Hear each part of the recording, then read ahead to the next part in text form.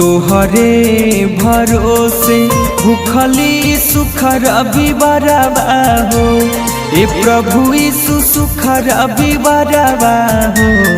ए प्रभु यीशु आइला बानी तोहरे दुआरिया गोहरिया हमारो सुनी लिहत हो।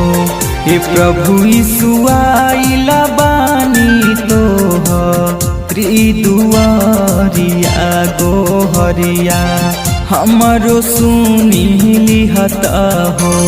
ए प्रभु यीशु आइला बानी तोहरे दुआरिया